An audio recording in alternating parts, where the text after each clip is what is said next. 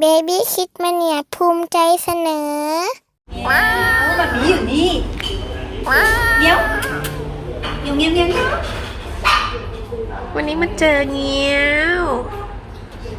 เงี้ยวน่ารักมากๆเลยเงี้ย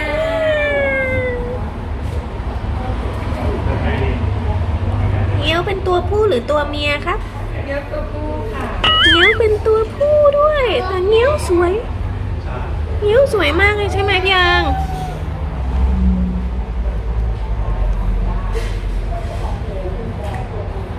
เงี้ยวคิดอะไรอยู่นะโอ้โหโชว์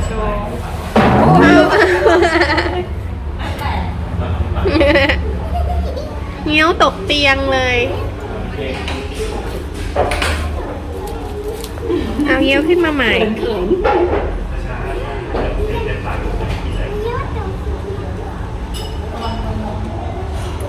นั่งลงมาเล่นกับเงี้ยวได้หรอก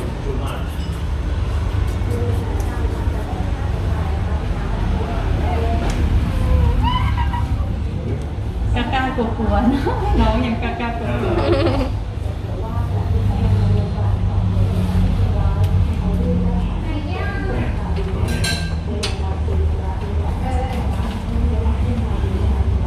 ปีใหม่เงี้ยวไปไหนเงี้ยไปศัลยกรรมเกาหลีไหมลูกไปผ่าตา2 ชั้นจมูกโด่งแล้วขาดตาใช่เงี้ยวจมูกโด่งแล้วหน้าวีเชฟด้วยนะเนี่ยคงต้องไปแต่งหูแหว่งโอ้ยเงี้ยวตาแบ๊วแล้วด้วยแต่ตาชั้นเดียวต้องไปเสริมชั้นใช่ไหมคะต้องไปทำตา2 ชั้นป้าดูหูเงี้ยวสิ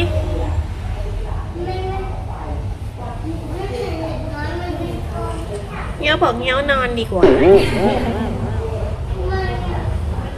เพียง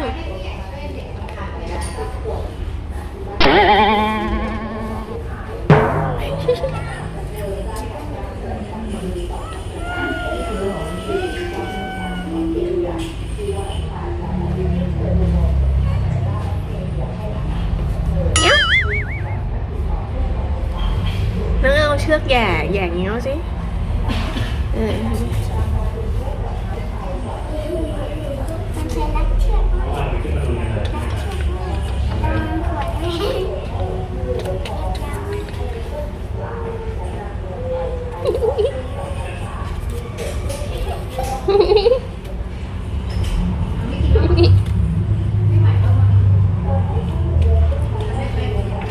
เงี้ยวอาบน้ำวันละกี่ครั้งเนี่ยทำไมเงี้ยวถึงสะอาดขนาดนี้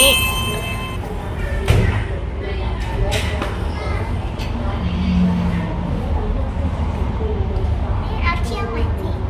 เอาเชือกมาสิน้องเอง